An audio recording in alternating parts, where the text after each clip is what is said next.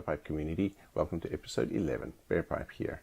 Today I want to talk to you about the story of Ropp pipes, and the reason I want to talk about that is because you would have seen from my previous videos that I'm working on a Ropp pipe. So I wanted to tell you just a little bit about the history of this pipe, and really when you talk about the history of Ropp pipes, you're talking about the history of pipe making in France. And when you talk about the history of pipe making in France, you're talking about Briar pipes, which to some people would be a bit of a surprise that I'm starting there with this story. So we have to go back to the 5th century, actually, in a little town called St. Claude, which is in the Jura Mountains in France, close to Switzerland. This little town was on the pilgrim's route. I think it was called the St. James Way. Anyway, it's a little monastery town that formed on one of these pilgrims' routes, and there was a bit of a tradition of craftsmanship that developed in this town. Part of it was that they were making little trinkets, little crucifixes and things for these pilgrims and selling it to them. Fast forward to 16th century, tobacco is introduced to Europe, so of course these monastery craftsmen started making snuff boxes and selling tobacco paraphernalia to the pilgrims. They eventually started making boxwood pipes, which apparently were pretty atrocious. They were pretty bitter and horrible to smoke. Now the story goes that in 1855 there was a pilgrim that came through town and gave one of these craftsmen a pipe that was made out of briar wood. And this guy was super impressed with how well this thing smokes. Sweet smoke, taste is wonderful, and in almost no time, all the production in St. Claude switches from boxwood to briar. Fast forward a few more years, and briar has taken off as the pipe material of choice in Europe, and it's all coming out of St. Claude in France. So the town is known as the birthplace of the briar pipe. Now, what is less well known is that France is also the birthplace of the Cherrywood pipe. And this is where the Ropp company comes into it. So in 1869, you have a guy called Eugene Ropp. He's looking at this revolution in briar, and he decides, no, I'm going to make a patent for a cherrywood pipe. I'm going to start making pipes out of cherrywood. So he files a patent and starts a company called Ropp, named after his own surname. And his claim to fame is he's making cherrywood. He sets up his own factory in a different town, and he's actually quite successful. The pipes are kind of rustic. They're a little rough around the edges. They leave the cherry bark on the pipes. But for the working class in France and for the farmers, it's the perfect pipe. It's a cheap pipe, it's well made, it smokes quite sweetly, so a lot of the same smoking qualities as the briar pipes, but totally different track from the briar. So you have these two parallel tracks that develop in France. One is the briar pipes, one is the cherrywood pipes.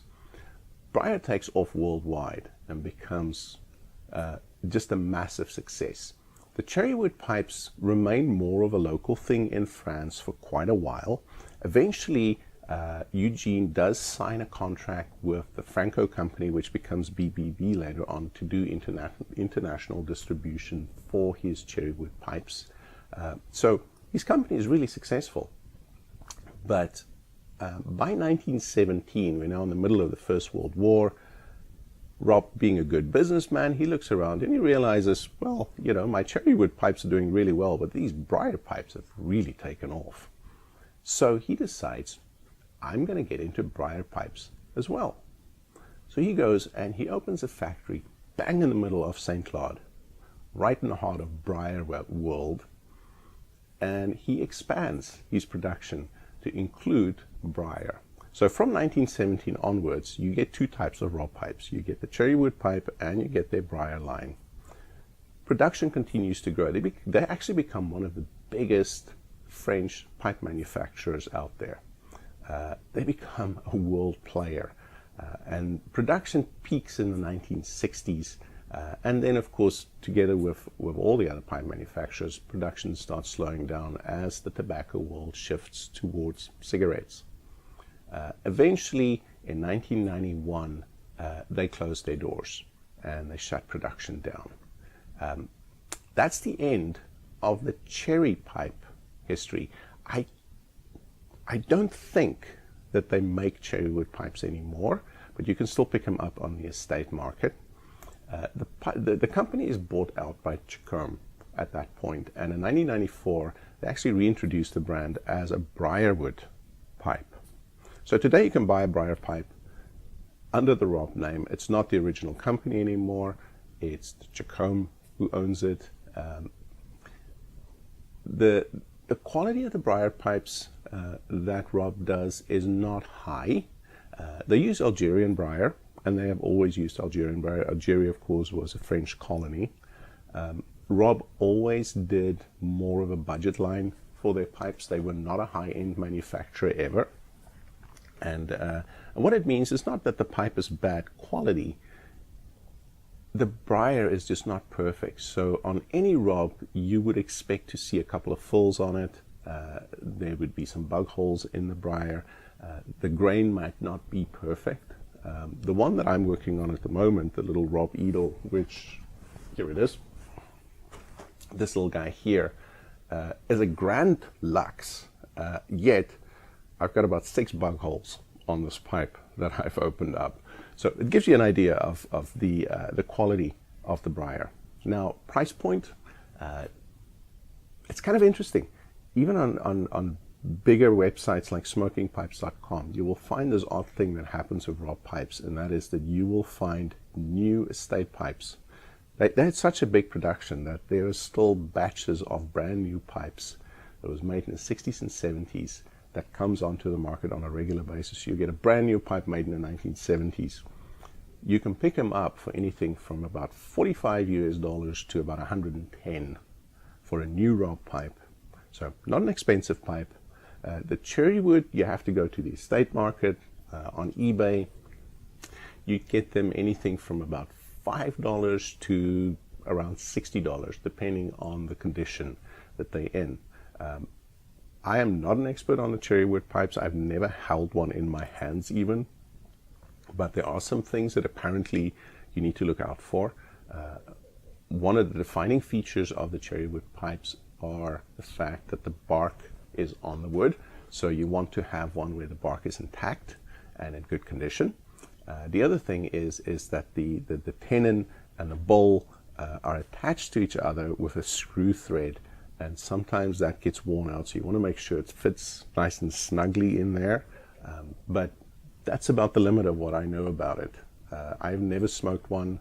I've never owned one. I'm not particularly in love with the look of the Cherrywood pipes, but I do have a Briar Ropp, and the quality of the manufacturing is good. The bowl's properly drilled, the air hole lines up perfectly, it's got a good draw to it. It's perfectly balanced and well made. The only caveat being, as I said, the wood is not always perfect. So, so that's Ropp pipes. If you're interested, have a look on eBay, have a look on some of the online retailers. I think it's a good quality smoker that you can get for a decent price, whether it's a Cherrywood or the Briar that you buy. I think it's probably worth owning at least one, since they're not an expensive pipe to buy. So that's Ropp pipes. Until next time, thanks for watching.